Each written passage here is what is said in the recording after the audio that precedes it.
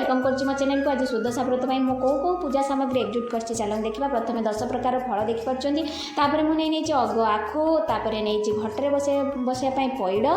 तापर घी धला काछा नाली काछा जोटा कि हमर गुआरे दिया जिवो हरिडा कौड़ी,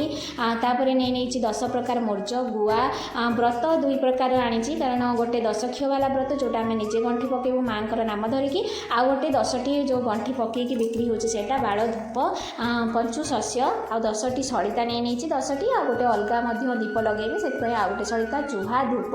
ये सब नहीं सारापर झुणा रहीपर मुझे गंधा हलदी ये सब नहीं कंचा हलदी यूज कराए कारण जोटा शुखिला हलदी सीझा जाए तेणु यहाँ मुझे यूज कैनी। जो 10 बत्ती जला जीव सेटा दीप नोटा गोटे नहीं आमर जो घट बसाई घट गोटे नहीं पथरी बाटी ये सब एकजुट करके धोईकी रखी आलती झुणा सरा ए सब रखी सारापर बरकुड़ी कईथ मत पचर मिलता है यहाँ आमर पंचुबनी भोग ये पत्रटी है सिजु पत्र जोटा कि कला बिछा जीव 10 प्रकार फूल पद्म फूल ये सब गेंडू फूल 10 प्रकार विभिन्न प्रकार फूल मिसेकी सब मु अलग अलग करके रखीदी दूल आणिकी रखी जोटा कि घट उपर स्थापन कर बरकुड़ी पत्र तापर प्रथमे पूरा लुगा धोईकी राति चाउल बतरी देती से चाउल को सका बाटी देती तो झुंटी पकेवा आगु मु प्रथम चारिआडे आमर जो गंधा हलदी आ गंगा पानी रे जो जहाँ मिसेकी सब छिंची देती घट स्थापन करके आलती कर देती झुंटी चारिआडे द्वारम पकई देकी द्वारम पूजा कर एटी जो कंचा हलदी थिला ताको बाटी देती बाटी 10 पाखुड़ा थिबा पद्म फूल काटी देती एवं बो एठी आमर 10-10टी गुआ एते गुआ देखी कन्फ्यूज हेबेनी कारण मोर आ बोंकर 10-10टी 20टी मो जार मो नणंदर तो एमे सबू गुआ को गंधा हलदी एते गंगा जल मिसेकी सब धोई दिगला और से सिंदूर मड़े दिगला तापर बो खटली बसैते से आमर कदली पत्र पकई देते घट स्थापन करने से घट प्रस्तुत कर देते बो घट बसई देते तापर चलन देखा बो कौन कर बो एबे खटुले गुआ सजाऊँच गुआ गुड़िक चौरी बेत आ बोर मोर गोटे पाखे गुआ आम नणंद जार गोटे पाखे काछा लगे घट बसई देती तापर एबे मु कौन कली मु दुब बरकुड़ी पत्र आ चाउल 10-10टी करके अलग अलग रख देती जहाँकि आम जो 10टी गंठी पकेबू जो व्रत से बंधा जीव 10 प्रकार फूल मु अलग अलग करके रखी जहाँकि बो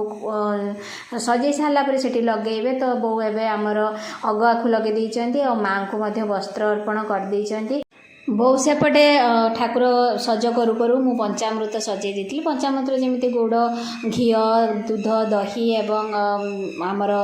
महू पड़ी था ठीक से भाई सजेकी मु सब प्रिपेयर कर देती। बहु वर्तमान दीप लगाउछंती तापरे कला बिछेबे धूप दीप लगे सारापर कारण माँ पाखे कला सिंदूर आदि लगे तापर ये हलदी मेंचा 10 मेंचा घट पाखे रख दौरान अरुआ चाउल धोई दे सारापर 10 मेंचा हलदी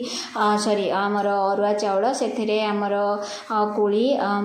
दुब बरकुड़ी पत्र ये सब लगे दौरान तापर माँ पाखे दुब बरकुड़ी पत्र घटरे दुब बरकुड़ी पत्र ये सब दे दौरान तापर जाइए आमर जो अरुआ चाउल थिला से सब फूल दौरान तापर घटरे से जो कला बिछे माँ पाखे गुआरे सबुरे कला सिंदूर आउ चंदन लगे देइचंती तापर मु आमे दोल टांगी देइथिलु जहाँकि माँ पाखे लगी था प्रत्येक विधि करने आगु शंख फुंका जाए। वर्तमान आम व्रतर 10 गंठी देकी एबे ना माँ को ना स्मरण करूँ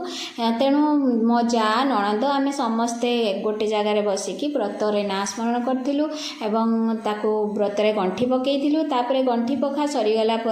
जो दुब बरकुड़ी पत्र चाउल को मु अलग अलग करके रखी से आम से जो पतला जो 10 क्षीय व्रत थिला से आम निजे गंठी पकईलु से सब को बांधी देइतिलु एवं तांको प्रणाम जणेकी व्रत को माँ को पाखे मनस्कामना करके बोऊ को आम देइतिलु कारण बोऊ से जो गंधा हलदी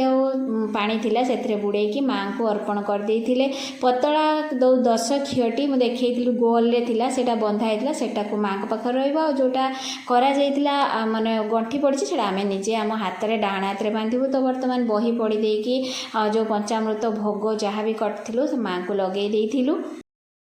आज सुदशा व्रतटी आमर संपूर्ण होइछि तो मो वीडियो को मु एठी रखुछि। माँ लक्ष्मी समस्तंकर मंगल करंतु। नमस्कार।